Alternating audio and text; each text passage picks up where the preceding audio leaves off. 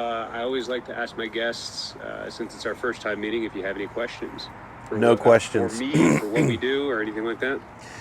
Well, yeah, if you want to tell me a little bit about your mission and why you started the podcast, stuff like that, that would be great. Absolutely, yeah. I'm a former Navy corpsman. Did 3 combat tours with the Marines. First as a emergency medicine on the front lines, then as a military advisor in Iraq, and finally as an independent duty corpsman, serving on a fob and teaching my younger guys. When I came back from my third tour, noticed my drinking got out of control, Yep. and I had PTSD. Started having flashbacks, so I asked for help, got help. Navy really took care of me, but unfortunately it led to me getting out of the military, where I pursued college, continued being sober, and working on my mental health, doing all the things that they taught me to do, like a good sailor.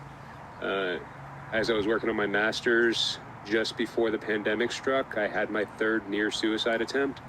Um, but what saved my life was I told the people around me what was going on in my head, and immediately, like, those thoughts were resolved, because that was part of my training. Is you tell people when something's wrong, um, and I just, through the process of healing and recovery, like, I know the steps to survival are easy because our bodies and our minds want to survive, and I just try to teach people that through very simple things of listening to.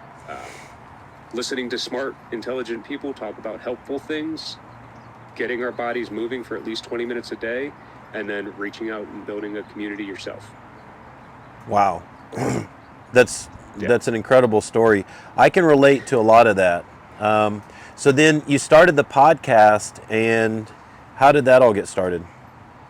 Yeah, so I was working on a master's program at the time. My wife and I were, well, we have our media company, Mayberry Multimedia, where we were, freelancing for companies. She was working television, I was working communications, and part of my master's program was to come up with a program that could give back to a community in need. And this is what we kind of birthed out of the process. And then 2 years later, as the pandemic was ending, we had an opportunity to sell our condo, quit our jobs, and use the money for about 2 years to really just launch this community. And that's exactly what we did. We just gave up everything and said, we're going to go live everywhere in the world. I'm going to do some exposure therapy for my PTSD just to see what I'm capable of. And we're going to produce this podcast from anywhere we can in the world. And that's what we've been doing for these last 18 months. And now we're on our way back to Hawaii. My wife's going to continue to produce it. I'll continue to host it. And we'll just see what happens financially. Wow. Please tell me you guys bought an RV. No, we didn't. We were going to do this in our Fiesta. But we've been staying in Airbnbs. We've been living about a month at a time in various places. We lived in France, Greece, Egypt. We've been in Wow. Canada for the last 3 months. So yeah, it's been pretty awesome. What a beautiful world we live in. It's so virtual, and we're connected through the internet, and we have technology that we can do this. Couldn't be happier about that. Absolutely. Okay, so where did 1 Absolutely. mile, one veteran come from? What does that mean? So the 1 mile, we talk about it's two parts. The very simple part is I don't like long podcasts, and when I go out for runs, very rarely can I finish a podcast in a single run, Got it. even when I run 10 miles, because they're just too long. And so I was like, I want a definitive length, and I want people to be able to get 20 minutes of light exercises, which is scientifically proven to boost our endorphins. That 20-minute threshold for most people in the world is just scientifically proven to boost our mood. And then we want you to get outside while doing it, because vitamin D in the sun, like, we need some sunlight in our lives. A lot of people are stuck indoors too often. Yep. 20 minutes is never too much to ask people to commit for their own health. And so, like, 1 mile is right there. The other part is we've walked in each other's shoes. Whether I've been a special operator or served in a clinic or served on board a ship, we've all been through the same boot camp experience. We've all had leadership speaking to us. We've all received a lot of the same training. And so we know a lot of the same stuff, and we are able to pass that along because we've been there. So like that's the 2-part thing. And the one veteran is we really just want to be able to reach one person. And so afterwards, we ask people, just reach out to one person in your community, have a conversation, because times will get tough. Like, we know that times get tough, and if you already have that person that you're close with, it's going to be so much easier to pick up that phone. Beautiful. So when you say, I know it's a 20-minute podcast, but when you say 10 miles, you're doing that in 60 minutes, right? So for me, I'm doing 10 miles in about an hour and a half. Nice. Maybe an hour 40, because I mean, this year I've dropped almost 60 pounds so far. I'm trying to get faster again. Yeah, I blew up when we first started doing this because like it was just a whole new stressor. Yeah. And eating and exercising and just dealing with depression and PTSD was a whole new thing. So I put on about 40 pounds and was like, oh, got to work it off. Well, I'm proud of you, man. This is a cool thing you're doing. No, I appreciate it. I've listened to quite a few of your interviews at this point. I feel like I feel like I've known you for a while, and that's always the crazy part when we put ourselves out there, right? Is people know us and whatnot. So I really appreciate what you're doing and the message that you're trying to get out there, teaching fundamental stuff. Fundamental stuff. You know, it's always the fundamentals, isn't it? That's the most important stuff. Exactly. I saw on your 62 Romeo nonprofit page. It's a faith-based kind of mission. Is that correct? That's correct. And one of the things I love about, like, when I'm talking to people about my faith, which is Christianity, I tell them, I'm like, if you look at the Bible as a non-religious text, it's ancient wisdom written by people that had nothing to do but think about how to live life right. And they talk about that wisdom of rest and recovery and how to treat people and treat your body. The Bible is extremely powerful, and I can't wait to talk to you about some of the adventures. I'd like to reveal some stuff I've never revealed on a podcast before. So some special journeys that I've been on, how I got to where I'm at with a little bit more detail, because people know me as a Navy SEAL and now I do sleep science, but how in the heck did I get to be so good at this? And I want to reveal a little bit more about that journey. Awesome. Well, I'm looking forward to hearing it, because that's exactly what we want. We want you to share your journey. We're going to talk probably for about 40 to 45 minutes-ish. I'll steer the conversation. Don't worry about if you're rambling on and stuff like that. We'll edit it down. But the full episode, everything that you say, will be released on YouTube, as well as to our Patreons. You have my permission. Exciting. Awesome. Love it. All right, I'm going to start some backup recordings if you're ready. I'm ready. Okay. Hit record.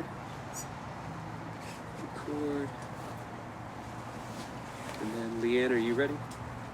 All right.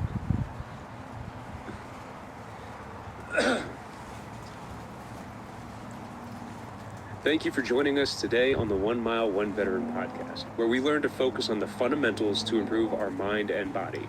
And one of the most fundamental things we can do for our health is sleep, which is why I'm excited to talk to Navy SEAL veteran and sleep genius, Rob Sweetman, who after 8 years of military service on one of the most elite special operating forces in the world and experiencing the devastating loss of fellow service members to mental illness, has devoted his life to understanding sleep's impact on mental health and passing that knowledge along. Rob, welcome to the 1 Mile, 1 Veteran podcast. Thank you for having me, Danny. I'm so excited. Absolutely. Well, as our listeners begin tracking their walk through the Strava app, would you please share with us what inspired you to join the Navy and become a SEAL at the ripe old age of 28? Yeah, what the heck was I thinking? You know, I guess I didn't realize that BUD/S would be so hard.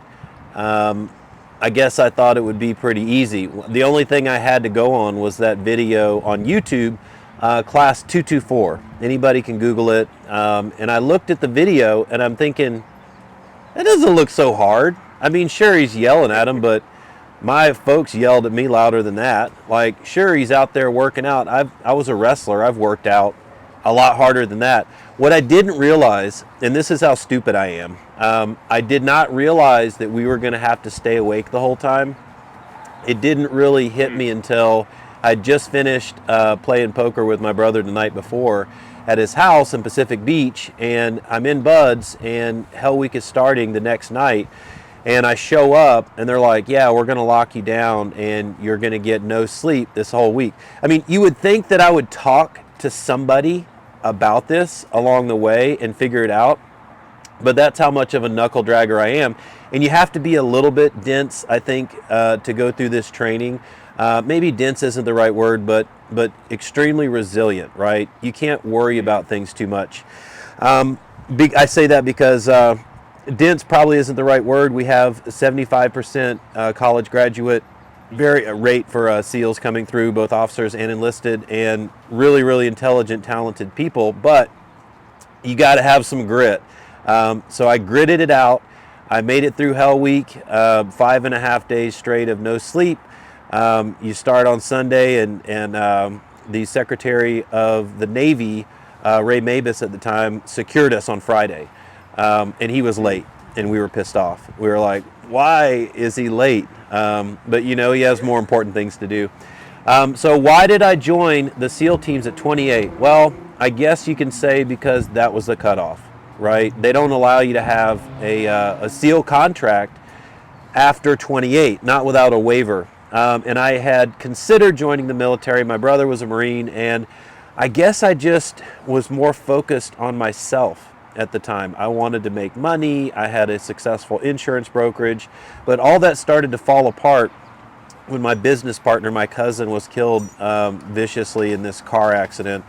And so I quit that, and I kind of wandered around. I did a couple other things, but I needed to find some real meaning and purpose in my life.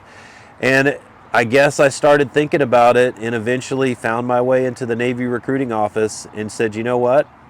I'm going to do it. And you know as well as I do, signing that dotted line, man, you're freaking out. You're like, what am I doing? But you got to, it is so silly. You're just signing, but it's such an emotional roller coaster. I signed my name on the dotted line. I had done the PST. I qualified, and I just pulled the trigger because I wanted to serve my country, because I wanted to be, earn my right to be an American here in the United States. That's really funny. You talk about that excitement and anxiety of signing that contract when you walk into the recruitment. I remember signing that when I was 17 years old. I hadn't even entered the senior year of high school. I just finished my junior year. I knew that this was what I was doing for 4 years, and I was confident that everything was going to be fine. And talk about you said maybe denseness isn't the right word.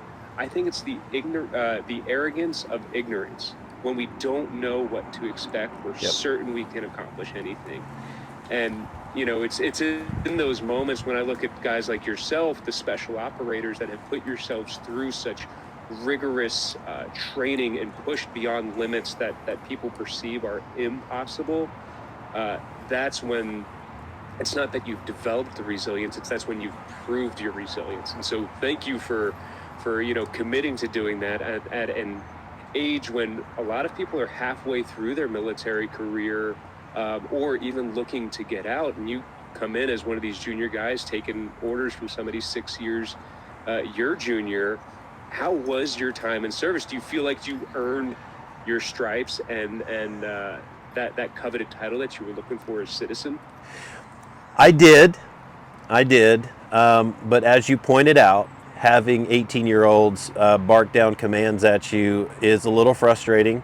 My mom told me I'd never make it because I don't like listening to authority, and I guess she was right. I did end up butting heads with authority my entire time in the military. But yeah, so a couple of things there. One, heck yeah, I earned my right to be a citizen in this country, and not that you have to do that to be a citizen here. I think that all of us can serve in different ways, but my way as a warrior class individual was to do this. And so I went through BUD/S. That was a crucible, and I really felt like I proved myself as a man. Not that you need to do that, and not that the folks that washed out are any less, but for me, that was such a pivotal moment because I proved myself that I could do this thing, right? And then I went into the SEAL teams, experienced a lot of trauma. It was a tough pill to swallow. The reality is very different than the illusion that you cast in front of yourself before you take on and embark on something like this. So I just dealt with it. Like I said, I butted heads with leadership. I had kind of a bumpy road. The personality and the culture of the SEAL teams was not exactly what I was expecting. And as I left, I was medically retired. I hurt my back, which I'd love to talk about. As I left, I kind of had a bad taste in my mouth. Since then, that brotherhood and that positive light has been restored, because I think probably most of it was just within myself, right? My own challenges that I was, putting on the Navy and the SEAL teams. So I take full ownership of that. But yes, I checked all the boxes in the SEAL teams. That's awesome. Now, you talked about your back injury. I had heard or read somewhere that it was, when I tell people I have back pain, chronic back pain since the time I was 23 years old, everybody wants to be like, oh yeah, me too, and start giving tips. But what I heard and read about yours was that you had a quadruple herniation. What happened? Correct. So there's two injuries. One, the quadruple hernia, is not the disc in the back. That was from my guts ripping out when I was carrying logs and buds. And then after that, they sewed me up and put a mesh in to keep my guts from coming back out. That was somewhat painful, but then a little bit later on, I did an endo on a mountain and smashed my face. And endo is like when your feet come over your back. And I took the skin off my forehead, I cracked my neck and my lower back. And from that point on, I couldn't stand up straight, and I had tremendous back pain. It was difficult to get out of bed. I had a whole warm-up process to do anything in life, and I was vigilant about trying to continue. Ate a lot of painkillers, mostly like Motrin and stuff like that. I didn't want to get hooked on the Loratab and Oxycontin, the stuff they give out. But it was a tough road because I was in a tremendous amount of pain trying to operate, and I just couldn't continue. So I told my Master Chief that I needed to take a knee, and I did. I went to a training command, and for the next 2 years I tried to rehab, but it just turned into more depression, more drinking. The back never got better. The surgeon said he wanted to come in through my stomach and do a 3-level scaffolding, where you put in the screws and the metal and kind of freeze it in place. And the question that I had from him, coming from sort of a chiropractic background, we always went to chiropractors, is that okay? So when I look at the skeleton, when I look at L5S1, it should be, there's a little bit of a curvature, but it should be like on top of it. So you're saying that I have a 50% spondylolisthesis. This vertebrae is 50% over the other one, and it's going to continue to degenerate and sever my spinal cord. I won't be able to walk eventually. So what you're wanting to do is freeze this in place. It's like, yes, that's correct. And I did not want the surgery, so I'm asking him questions, and I'm thinking like, okay, so I'm talking to the surgeon, you're going to sort of put that in the correct place, and then you're going to freeze it, right? And he says, no, we're not going to do that. We're just going to freeze it in place. So you're going to freeze it in the exact way it is now, all jacked up. He said, yep. I said, no thanks. So that was against medical advice. They med boarded me because I refused the surgery. I was processed out. But the good news is I did get benefits. And then really that is where the really third chapter of my life began. This journey to recovery, this journey to helping others. That story just started to get written when I made that decision to say no to the surgery. Rob, I want to go back just a little bit because to the consultation with the surgeon and this whole medical separation aspect, because for our civilian listeners, they may not understand exactly what a medical separation is. They hear about medical retirements. They hear about, you get these amazing benefits when you get medically separated or whatnot, whether it comes in the form of disability or a permanent check, final health care, XYZ, yada, yada, yada. one of the things that isn't fully explained is the toll that it takes on the service member, because like yourself, I was kind of advised that I would have to be medically separated for my injuries that I sought help for.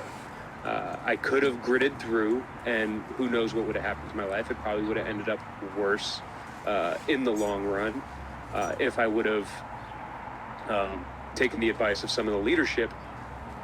But instead, I kind of took your route and said, no, I'm not just gonna suck it up. I'm not just gonna go through the surgery and see what happens.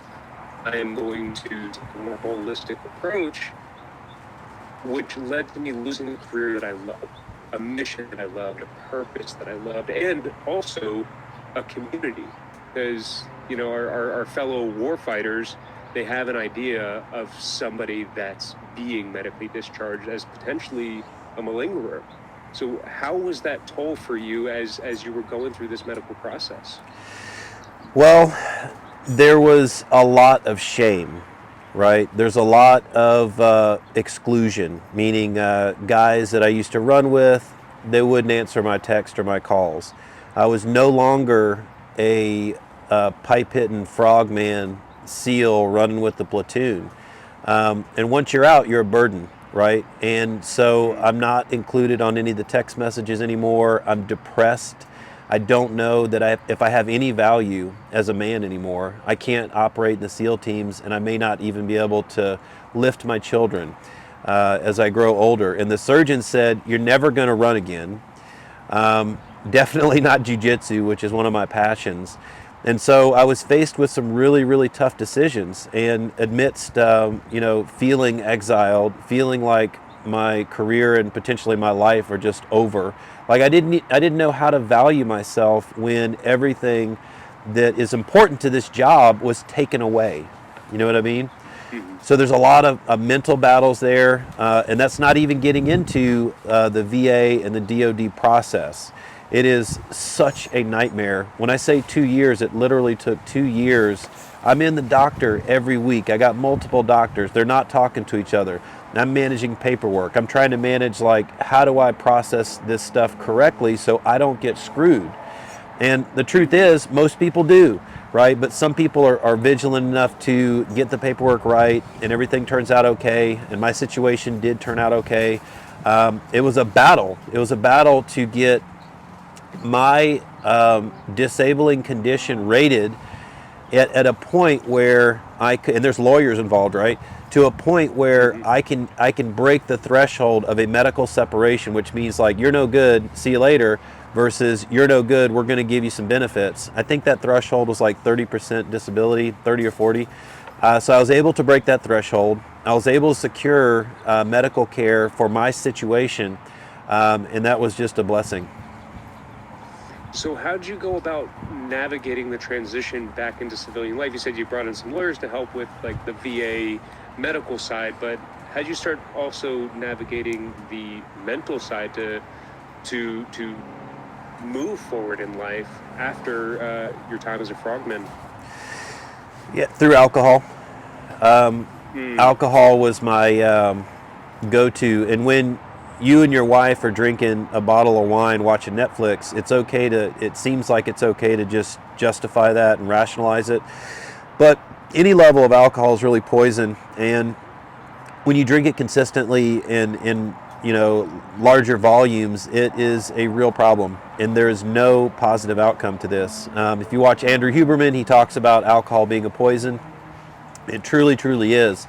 So I did not transition the way that my future self now would recommend.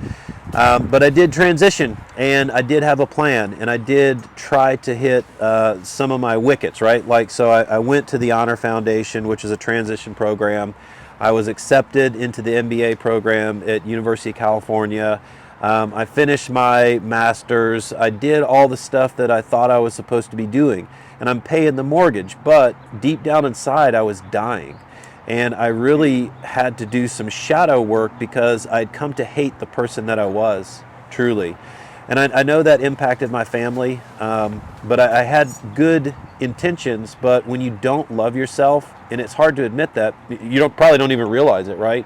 But when you're doing things like drinking alcohol and eating junk food and stuff like that, you are not treating your body like you love it. You're not treating it like it is your child that you're trying to raise, right? You're treating it like crap, and you're trying to fill these instant gratification moments because the painful state that you're in is too much. You want to change state, whether that's through alcohol or pot gummies or whatever the heck you're doing, eating for comfort. And so it took a lot of shadow work. It took a lot of self-development. It took a lot of mentorship to really turn my perspective around and figure out what the heck I should be doing with this life that God gave me, right? I didn't want it to be a waste. And I wanted my children to be proud of me. But first I had to face the demons and face the dark thoughts that I was dealing with transitioning out. Yeah. So how did you start to recognize that this is how you were feeling? Because as you mentioned, like, we can justify a lot of stuff to ourselves. Our friends may not recognize that we're packing on a few pounds because we're eating foods that are breaking down our body. Especially when we get older, our bodies are way less forgiving of the poisons that we put in them, and react way differently. I ended up with a pretty bad medical condition myself because of the way that I was treating my body just a few years ago, that hospitalized me for a week. And nobody really caught on that I was doing anything bad, even though I had stopped drinking for 12 years at the time, and I was reasonably healthy in other areas. So how did you come about recognizing this, and how did you start making that shift? It was a slow grind, a slow grind of realization of a reality check, and there are a number of different things that came along that kind of pushed me in the right direction. And sometimes adversity is painful, and sometimes the lesson that we have to learn is through adversity, and that's really tough when you're face to face with yourself, when you have to take a hard look at yourself in the mirror. And so I went through a series of reality checks with both my personality, with my lifestyle choices.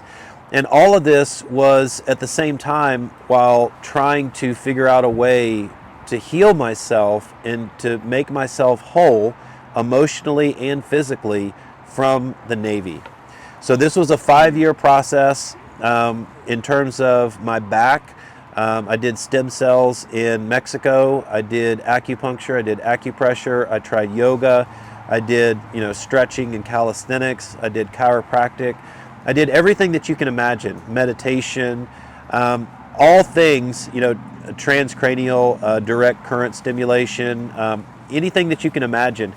And it kind of went in phases. I was able to restore a lot of the mobility and core functionality within my body, then healing the phantom pain that remained after I should have been sort of healed. That was another journey.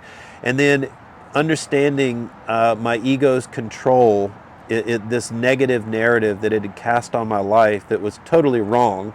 I understand how I got there, but it was a really negative place to be. And then finally learning how to love myself and put God first in my life. And that's kind of the journey as it rolled out. And I love that in the beginning you talked about the start of this journey. Before you even went into what the journey was, you said this was a 5-year process. Yep. And when we're thinking about the goals that we shoot for, often our goals are very short. We hope to achieve them very quickly, and then hope that they have lasting effects in our lives. And that's rarely ever the case. Like, a fire that starts quick usually goes out pretty quick. But if you sit there and you nurture it over time, even with small bits of kindling, it'll get better. And I know, like, one of the things that I had first struggled with when I came back from Iraq in 2006 was my sleeping. I was thrashing about in my sleep. My wife at the time had told me that I was speaking Arabic. I never woke up feeling rested, and so I did what a lot of people do: is I had some glasses of wine at dinner, maybe a couple of beers, and then I became addicted to caffeine. And the quick fix from the doctors was to prescribe me medications like trazodone or give me a sleep apnea machine to hopefully keep me from waking up at night. And that was kind of the start of my first journey. As I saw a symptom, and the quick fix from the military and medical doctors was give me medication and machines to hopefully solve the issue. So how did you kind of start really loving yourself? Like, what was that first step, and how did it get you to where you're at now as a sleep expert teaching others? Yeah, I was in the middle of deep depression, and I considered taking my own life. And in those moments when you're thinking about how to do it, and you're thinking about starting to make plans, and starting to play out like what your kids are going to do, how this is going to mess up their life. Thank goodness I did not go down that path. But I understand how you get there real easy, and you forget about all the beautiful things that you've done in your life and the person that you are in this perfect creation, despite all the mistakes that you've made. And I had what's called a white light experience. I had a transcendental moment when I basically took the blue pill, if people are old enough to remember the Matrix, right? So I chose to transcend this reality, which means that the reality that my ego, or my ego's ego, the survival mechanism that keeps us safe, that keeps us on our toes, but ends up being a hypervigilant enemy in our life, I figured out that it was all just an illusion. I figured out that, in fact, the feelings that I thought nobody else cared about. In fact, they didn't even know they existed. And when I realized that they only existed in my mind, I realized that they were not real, that I only chose to let them live, and they're getting free rent in my head. And when I chose to change my perspective and focus on the things that were positive in my life, I realized that my tiny little brain in this human condition, that this body that God gave us, I only have so much bandwidth, and I can only focus on so much at one time. And if I choose to focus on gratitude, then the world becomes a place of abundance. And that is the key, is that once you have that shift and you realize that both the ego's narrative that we think we live by, all these identities and these cultural biases, and then society's dream that cast upon us, once we realize that those two things are a little bit of an illusion in a game, then we can kind of rise above that. And once we do that, then we realize that we're actually not in control of anything except for our own thoughts and our own actions. And once we see that, right, then there's nothing but happiness and joy. And that's what we want. We want to be able to live our life for however much time it is, for the rest of it, in joy. And that joy does not come from alcohol and drugs. That short term, like trying to get a quick fix, change state. The thought of changing state is correct, because if we're in a negative, low vibration, the thinking is correct, right? We want to change state. And the only tools that people know how to do that is drugs and alcohol and stuff like that. The thinking is correct. They need to uplift themselves, but the methodology is wrong. So if we can teach people how to uplift themselves with their own powers within themselves, that's a superpower, right? Then they have the power to change state, and they can take control over their own life and have ultimate joy for the remainder of the life they have on earth, right? Absolutely. I mean, I know how I do that for myself, and it's not just through self-talk and positive affirmations and visualizations and stuff like that. It's through recognizing what is artificial in my life and what is real in my life. And a lot of the artificial stuff was introduced at a very young age: alcohol, caffeine, things that come from without the body, that increase my dopamine, increase my adrenaline, increase these chemicals within my body, the external stimulation through introducing outside forces. And so what I try to do, even when it comes to mental health medications, which thank God I haven't been on now for over 2 years. I went from 18 pills to an occasional antihistamine because my body has an inflammation reaction. because I refused to accept just quick fixes. I took the holistic approach to say my body was created perfectly, designed perfectly, and while it's been damaged through this life, it's also designed to heal. And so I make sure that I do very healing things. What is it that you do to get yourself to that higher plane of existence without the constant influence of external stimuli and drugs? That is a great question, and that is something that I really want to break open specifically for you right now in a way that I've never done before. So when I transitioned out of the Navy, I had been tortured. I had been locked in a box underground. I'd been to combat in combat zones. And as I transitioned out, one of my platoon mates, Ryan Larkin, I wear this bracelet, and a lot of people will not wear this bracelet because he committed suicide. It wasn't some brave, in combat death. He committed suicide, but I still wear it because I want to talk about it and it's important. I had 7 friends commit suicide in 2017, right? So I'm transitioning out and I'm lost. I'm completely lost. And when you contemplate suicide, you're not thinking about God. You're not thinking about love. What you're thinking about is ending your life. How do you get to a point like that? Why would you ever feel like that? Especially like somebody who was in the SEAL teams and has no reason, right? You should be proud of yourself, right? As a corpsman, you should be proud of yourself. We're among the top 1% of humans, right? But that's not how it feels. So I went on a journey, and I talked to you a little bit about the healing modalities, but I also went on a geographic journey. I did spend some time in the Himalayas, in the mountains with monks. I learned techniques just like Wim Hof on breathing, on relaxation, on connectedness with the body. I traveled into the Amazon. I met with shamans and I learned their traditional techniques that have been around for thousands of years. Not the new modern stuff that the FDA and the ADA want us to participate in, right? So with this knowledge, I came back to my very Christian community and took a lens of like, okay, I'm going to take what's useful and discard what's not. I'm going to follow the path that God has outlined for me with an understanding of my relationship with God, not my church's relationship, not what they tell me to believe, but what I believe. And that solidified a connectedness with this ultimate divine power, right?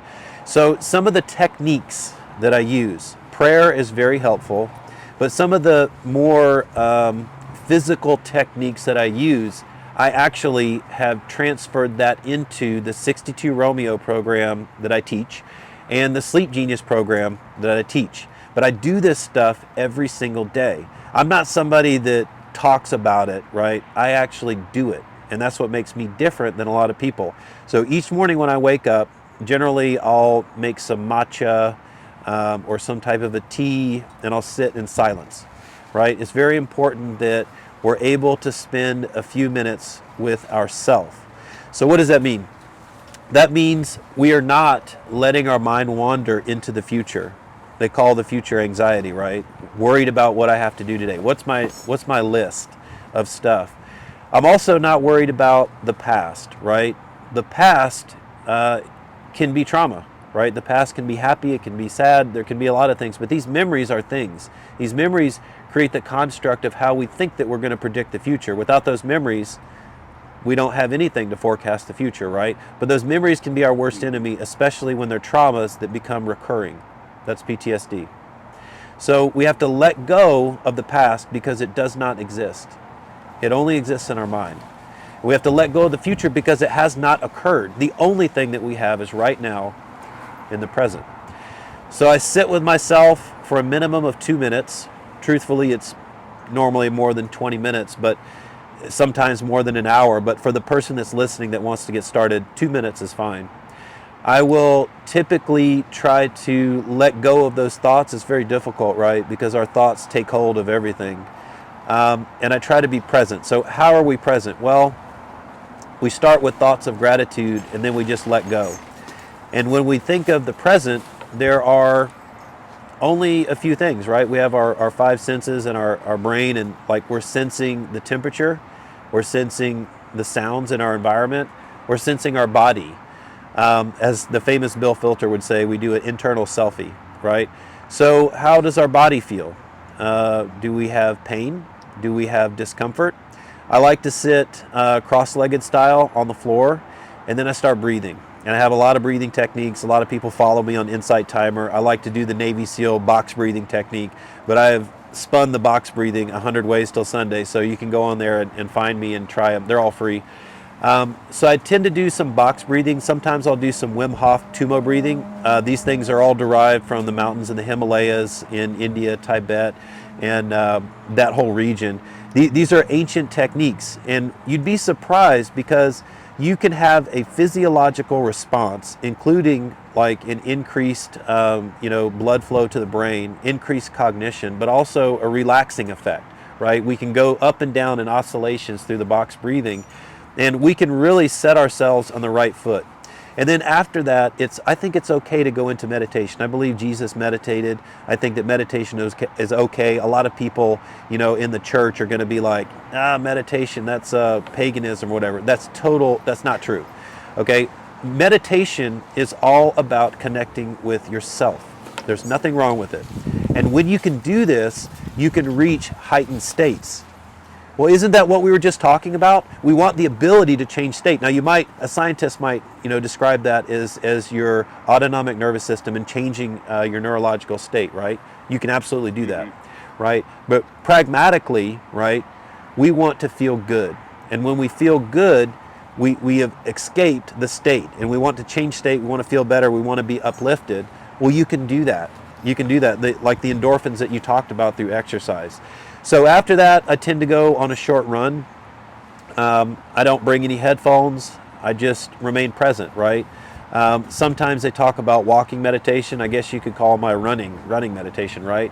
I try to stay alert, and I try to, look around and really take in everything.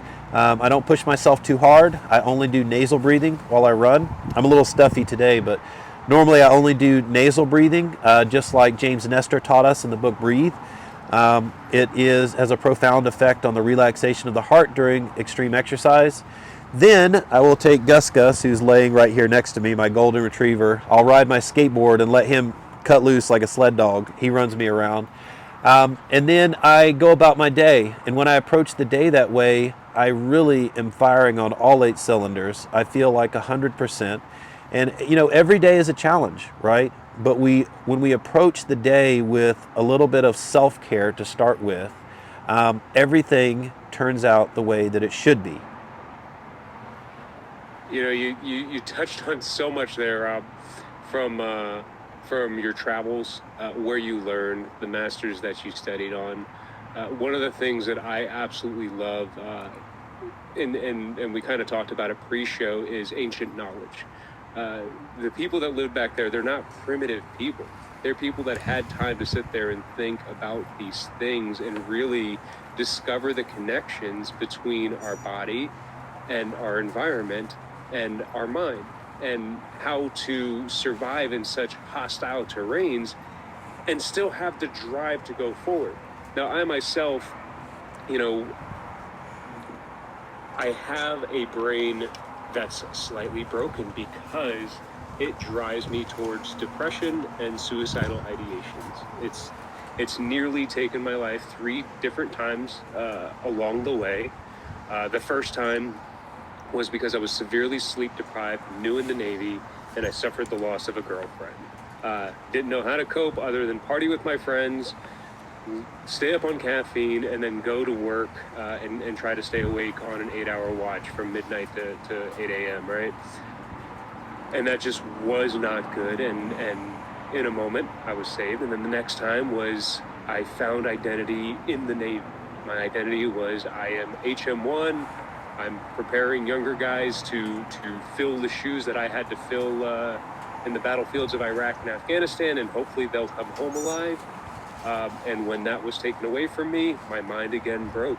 And then the third time was because I was doing things that I deemed really, really good, getting my master's, working, supporting my family. but my mind, again, was broken. And so I had to really turn to very fundamental things in my life to, one, start to acknowledge that it's okay to have a broken mind, because when we can acknowledge our powerlessness, we can acknowledge that there's tools available. And one of those things that I absolutely love, one of the simplest ones, and I really want to dive into this because I think it's something that people can start with. Because, when you talk about all that you do, it can be overwhelming, especially for our listeners. We just want to start with very basic things. That's why I ask people, go walk a mile. Take 20 minutes for yourself. See what 20 minutes of sunlight and light activity does, and stop listening to the bad noise. Start spending a moment with yourself. And for you, I know one of the things that you teach as part of your 62 Romeo is how to prepare and stay asleep. Because that right there primes our day so that you can wake up in the morning and have the willingness to then sit in silence without falling back asleep because you're freaking too exhausted. And so would you mind discussing kind of what the link between sleep and mental health is, and then how people can start priming themselves for a healthy sleep habit? That is a very big question. So I'll try to break it down. So the link between, the link between sleep and mental health. I didn't know if there was a link between sleep and mental health. What I did know was that I thought there was a link because Ryan Larkin committed suicide after having terrible sleep habits, getting addicted to the Ambien and alcohol. The Navy was giving out Ambien, and then using stimulants to wake up, and then he stayed awake for 5 days and hung himself in his dad's basement. So never even saw 30 years old, and I thought it had everything to do with sleep. Sure, there was comorbid PTSD and TBI, and that is common in the SEAL teams. In fact, I wanted to give a shout out to Chris Free, who wrote The Operator Syndrome. Now this is relevant to you too. I think if you read this, you're going to see the same things, but specifically Chris, who's a professor over at University of Hawaii, Hilo, he is analyzed Special Forces operators and identified all of the different physical and mental ailments that are consistent, this constellation of symptoms that the VA is completely absent knowledge of, right? Like they're like treating everything in an isolated silo and giving a drug for every single thing, but they're not looking at how they affect each other. The doctors aren't talking, and they're not looking at the whole man. They're not looking at a complete picture. Well, Chris wrote this famous article, and he turned it into a book. This is the first edition. It just came out. I'm not sure how much it costs, but it is definitely worth your read. The article itself is free. You can look at it. It's on PubMed, I think. You can Google it. So the operator syndrome really described this relationship, a lot of different things it described, but definitely between sleep health and mental health. But at the time I didn't know anything, and so I started going to Navy Medical Center Balboa. I started talking to doctors, and it turned out that almost none of the medical doctors had any idea what the heck was going on with sleep. You know what they had? They had their tool set, which is drugs, devices, and surgery.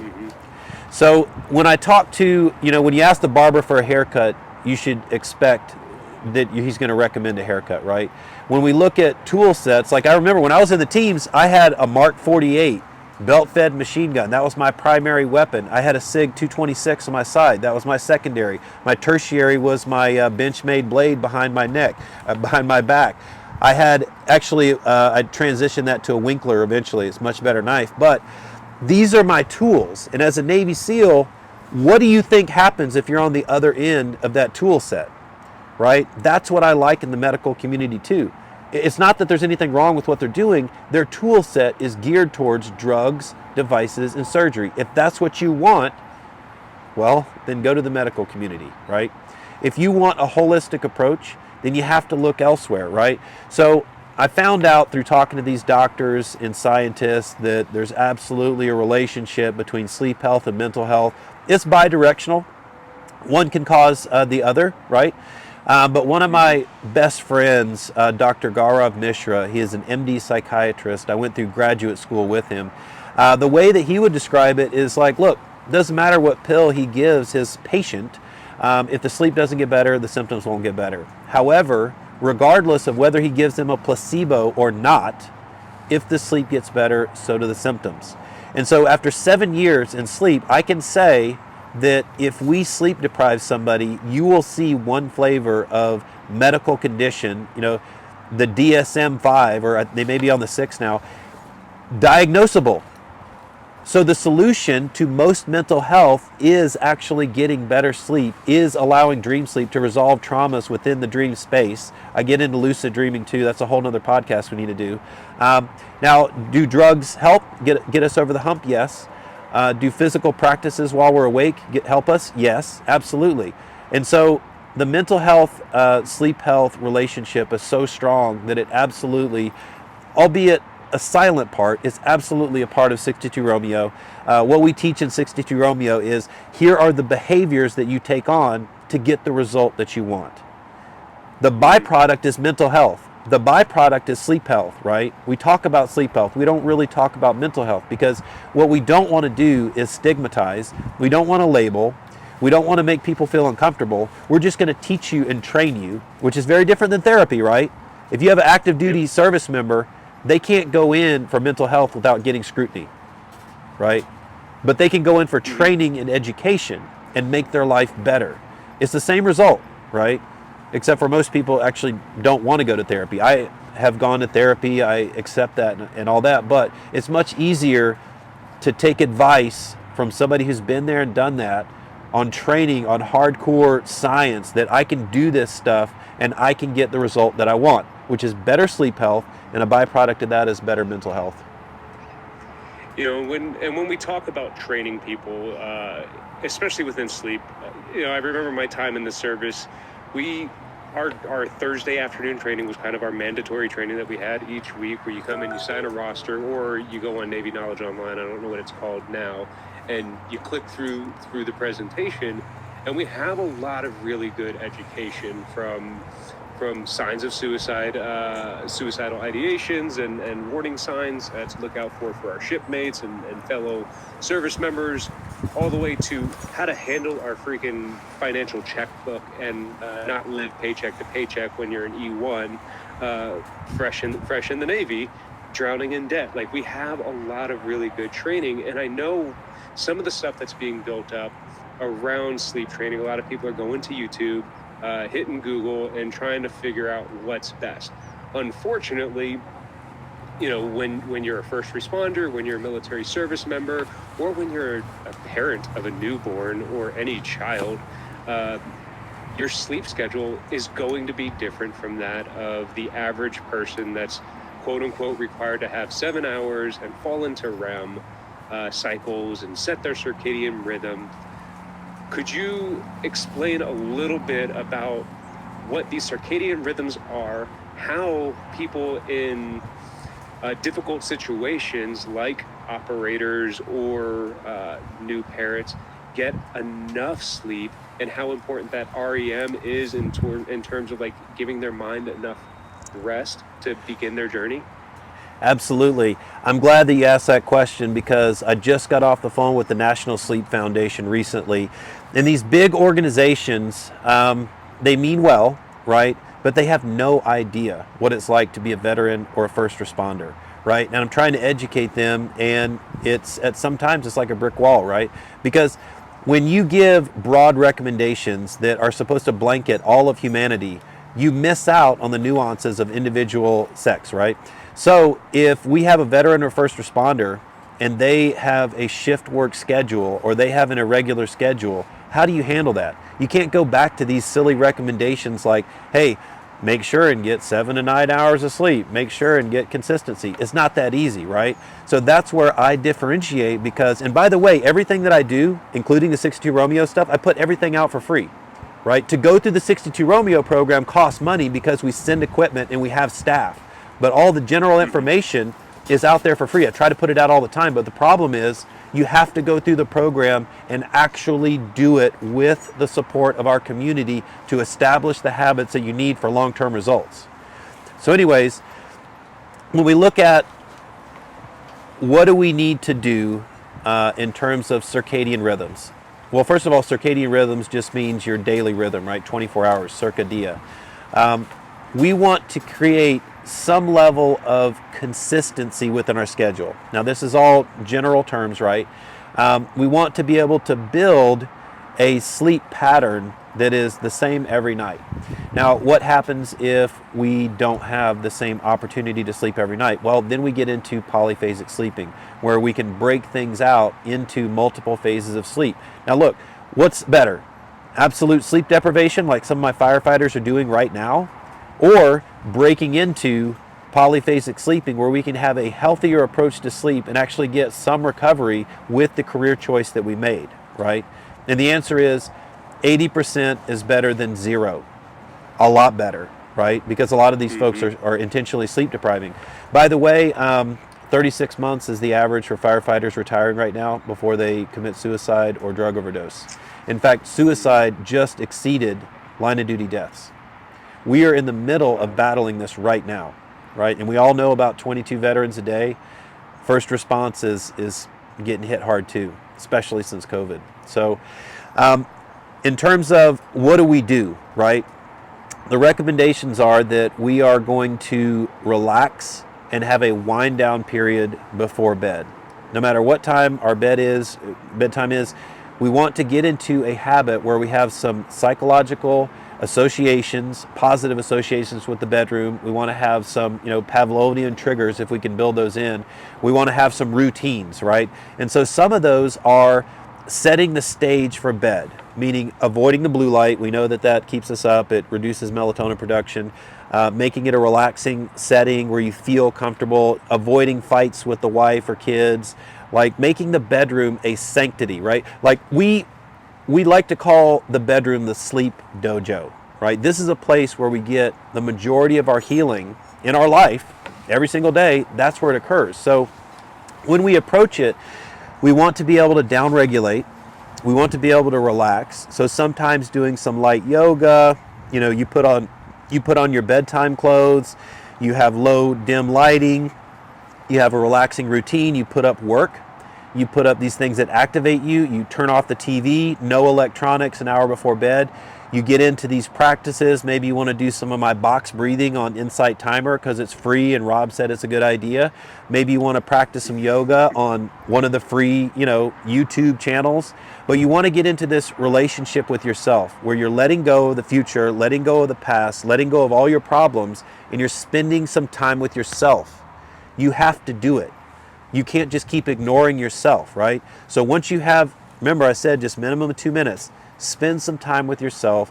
Use these relaxation techniques to calm the autonomic nervous system.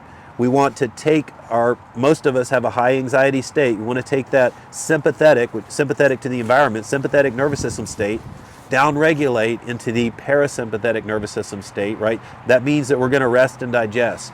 And in fact, our energy completely changes and shifts energy into the functions of recovery and relaxation. It's a big deal. So if you go into sleep and you're high anxiety, right, then you could have increased levels of noradrenaline. You could be missing out on some of the deep sleep cycles, the slow wave sleep stuff that you need, including hormone production. There's a lot of HGH, human growth hormone, that gets produced during that first piece of deep sleep that can be totally obliterated, right? A lower sensitivity threshold, waking up easier, right? We don't want any of that. What we want is to relax, respect the process of sleep, slip into what's called a hypnagogic state from that parasympathetic, that rest and digest, and we'll have the best chance at getting good sleep. Deep sleep, REM sleep, light sleep, they're 3 different stages, all very important, right? And as we get into those, if we're getting into the whole sleep period from a relaxed state, we're gonna have the best opportunity. I love those practical tips, Rob. Thank you for just sharing, just scratching the surface, because I know in the 62 Romeo programs, you currently have 2 programs out there that go into great detail with your company. And I love that you also offer through your nonprofit scholarships for it looks like half tuition for your classes for these students to receive the equipment and stuff like that. I know, when we focus on doing these basics repetitively, it creates a cumulative effect, and so for our listeners out there, like, I want people to realize that these aren't overnight solutions that are going to change your life instantly. You may not even realize that your life has changed until 6 months down the road, because you're not reacting the way that you used to. Whereas a short fix can kind of cut the tension between you and your wife pretty easily, because, you know, an anti-anxiety medication brings you down to a lower level instantly, and now you're more tolerable all of a sudden.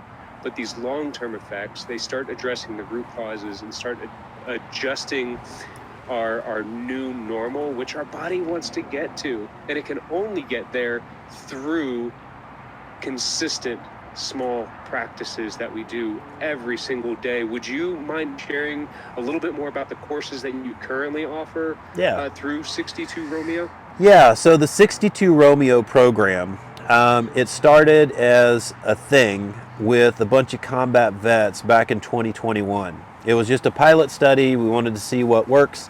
Now we're in our third year of serving veterans and first responders. We just recently allowed civilians to start coming in. We have tons of Navy SEALs that are in all of our classes, of course, right? We have funding for some people. Funding is always limited, but we always do it at cost for veterans and first responders. Unfortunately, civilians pay full price, but we do run sales and stuff like that. So everyone gets together. We have our schedule set out for the entire 2024. Basically every 2 months, first Thursday we kick it off. You can go to 62romeo.org to get started, 62romeo.org to get started on your journey. You can enroll in a class, and basically over the course of 2 months, we meet virtually. It's all virtual. It's very easy on your schedule. We send you our famous sleep kit, which has all the sleep stuff inside of it, including sleep measurement technology that our software team will attach to and monitor remotely. You go through the entire program where we learn all these relaxation techniques. We have relaxation staff, and it is really a first-class experience. And then by the time you're done, we wrap it all up. We have a big graduation party. We send you a sleep report, an individualized sleep report. Then we do a class report that we share with everybody. And then we send everybody on their way as sleep ambassadors to go teach their individual circles, their families, their friends. This is how we're going to make a global impact. Yeah, I love that. And for those that are listening that are interested in it, and you go to the site, don't look at the price tag as a cost that you're paying, but it's an opportunity, because when you can pass this on to other people, when you can start saving the lives of those around you, your life starts to get so much more improved. It's an investment in your future. We're looking, if we look at somebody leaving a first responder field and within the first 3 to 5 years dying by suicide, when they should have had another 40 years to go, a cost of a class like this that could have potentially saved their life is well worth the investment. And we know that there are ongoing struggles in suicide rates amongst veterans, military members, service members, not just here in America, but all over the world. Do you have a message of hope for those that are currently struggling, Rob? Yeah, things are going to get better for you and for the world. It seems destitute sometimes, but things are getting better. We're in the middle of a spiritual awakening across the globe. People are sick of it, and good will always overcome evil. We do have hope, and things are going to get better, especially if you feel like they're really crappy right now. That's beautifully said. Hey, before we end this call, where can people find and connect with you? I'm on LinkedIn, I'm on IG, I'm on TikTok, believe it or not. I'm on Facebook. LinkedIn's probably the best place to start. You can email me at rob@62romeo.org. I'm an open book, very easy. Or you can go to www.62romeo.org, and you can get all the information that you need right there. Well, Rob, I truly appreciate you taking the time to join us here on the 1 Mile, 1 Veteran podcast. Thank you so much, brother. Absolutely. And for our listeners, you can also catch the 1 Mile, 1 Veteran podcast on Wreaths Across America Radio, ready for you on platforms like iHeartRadio, Odyssey, and the TuneIn app.